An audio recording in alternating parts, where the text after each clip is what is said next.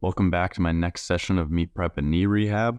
I'm starting off with deadlifts again today, so this is just 2 days after the last one. Since my knee was a little bit tender, but not too bad, I wanted to make sure that I got some good lifts in with the deadlifts, and I can still push that lift, and then I can build up some tolerance with some knee movements or squatting type movements and push my quads a little bit more after I get some good work in on my deadlifts. So I'm doing this order because I want to be able to push the lifts that I can push, gain a lot of strength in them, and then bring up my squat over time without sacrificing some strength and numbers on my other lifts so that I'm not nerfing my total. So I warmed up to 2 sets of 250 for doubles here. They were pretty smooth. I liked how they moved. Pretty happy with that overall. They were fairly low RPE. Didn't really have too many sticking points or difficulty. No real mental apprehension going into them either, especially seeing as this was right after my other session. And then I finished it off for a really good set of 5. And overall, I was very pumped about this. Going into this session with a little bit of fatigue, hitting the 250 for a couple doubles before, and then absolutely smoking this 240 for 5, I was quite happy about it. Yeah, so that allowed me to push my deadlifts pretty good. I didn't do too much volume on them. I just did those 3 working sets. In my warm-ups, you can probably consider the 220 and the 240 as working sets as well. They're getting heavy enough and they are getting high enough RPE that they will actually have a training effect on my upper strength, but those are always there when I'm working up, so I don't usually count it too much. I didn't squat today because my knee was a little bit tender still, and I wanted to test out some other movements. So if I'd squatted, I would have used up all the capacity I had so that I couldn't test some other things out. So instead of squats, I just did some jumps, and I didn't do these as full depth squat jumps because that was the aggravating position. But going just to like half depth, quarter depth here, and then jumping and landing was completely fine. So these are still a pretty good way to push my quads, and I always feel pretty good after this, as well as getting some good force through the tendons, keeping every part of my knee joint strong. I want to throw in some jumps in my rehab, and I usually throw it in my training as well.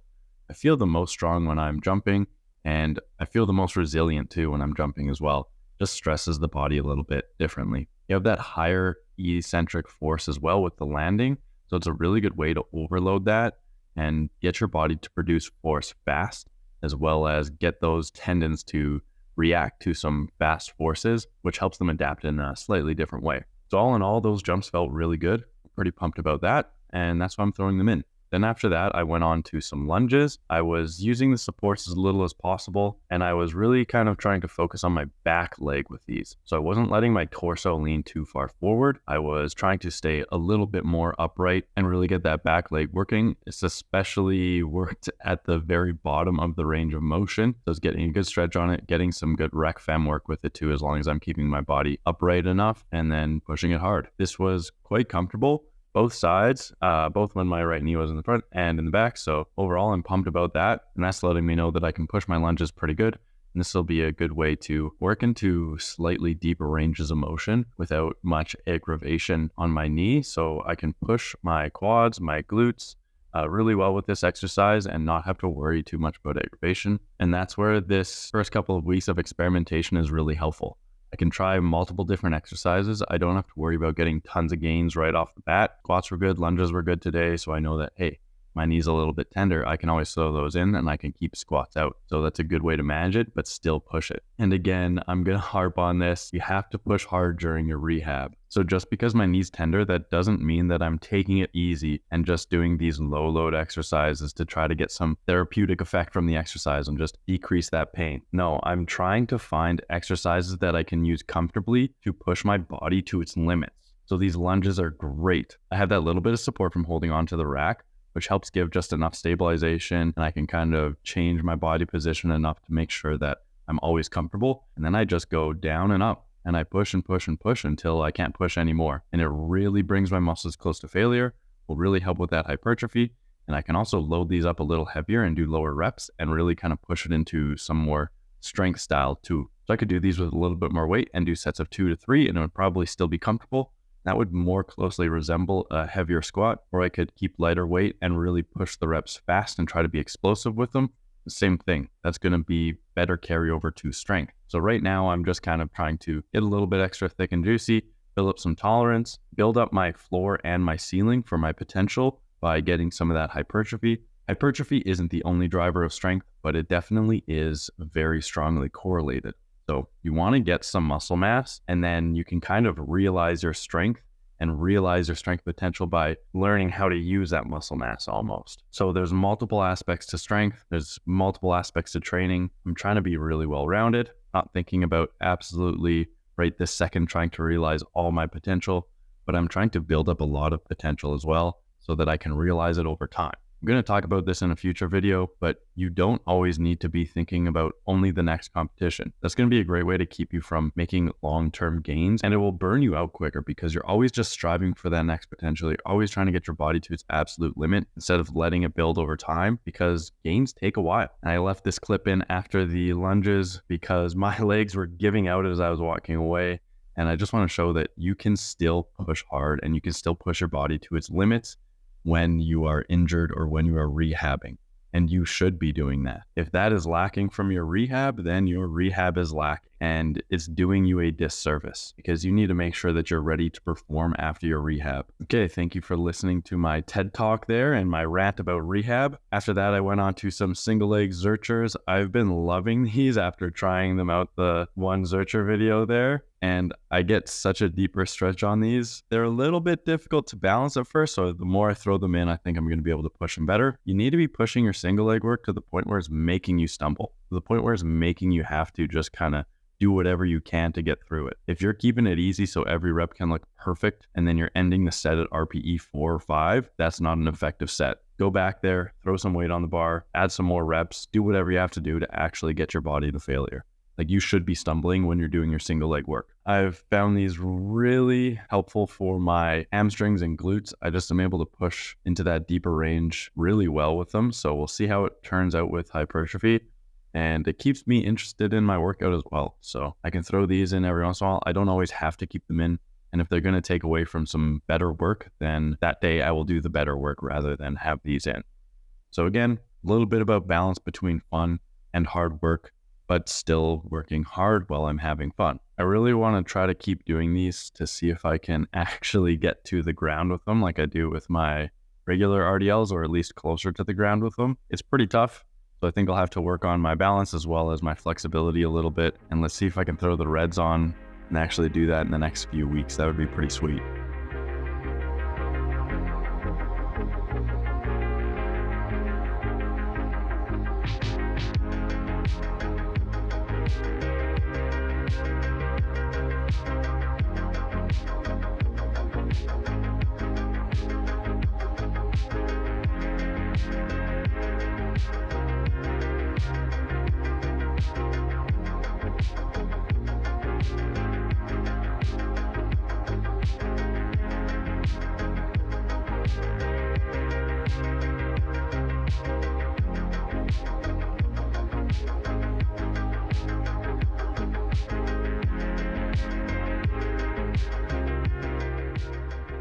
So after the Zercher single legs, I wanted to really push my hamstrings some more. I have been lacking getting some work in on them.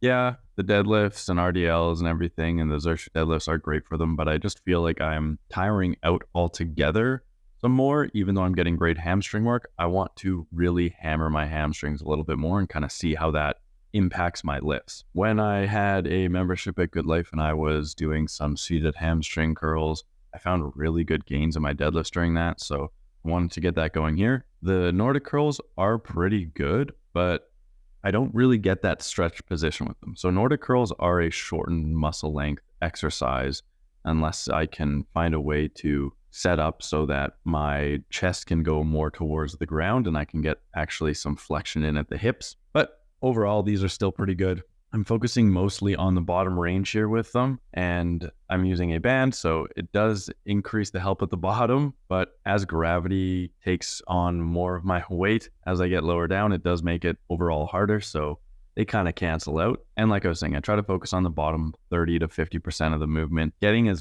close to that stretch position as possible. I'm not worried about being super strict. As you can see, I let my hips flex a little bit. That's okay. Not really a big deal. As long as I'm pushing my muscles to failure, even in this position, it's going to be effective. Is it optimal? No. Is it effective? Yes. And that's all that really matters.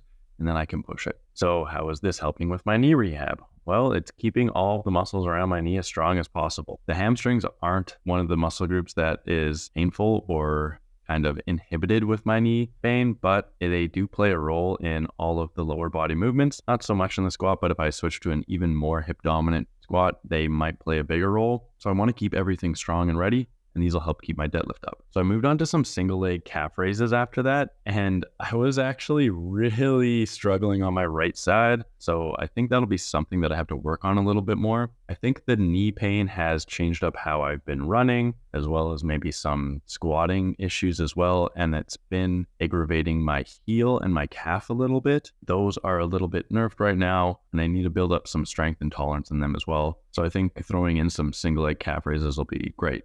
I didn't notice it really when I was doing double leg calf raises, so I think I could just go on to my left and favor that leg a little bit more and make up for that deficit.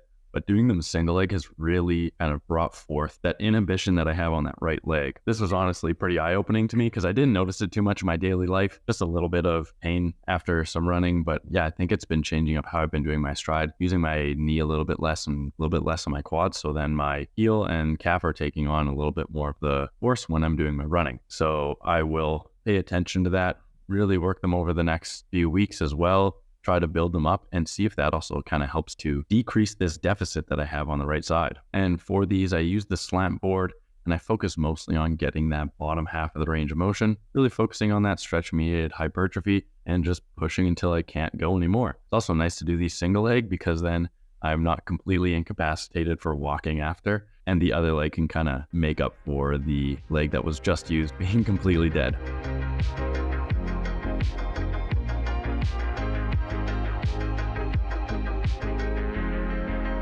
Anyways, thank you for watching. This one was a little bit quicker. I hope you enjoyed it and I hope you learned something. Have a good one. Go out there and make some gains.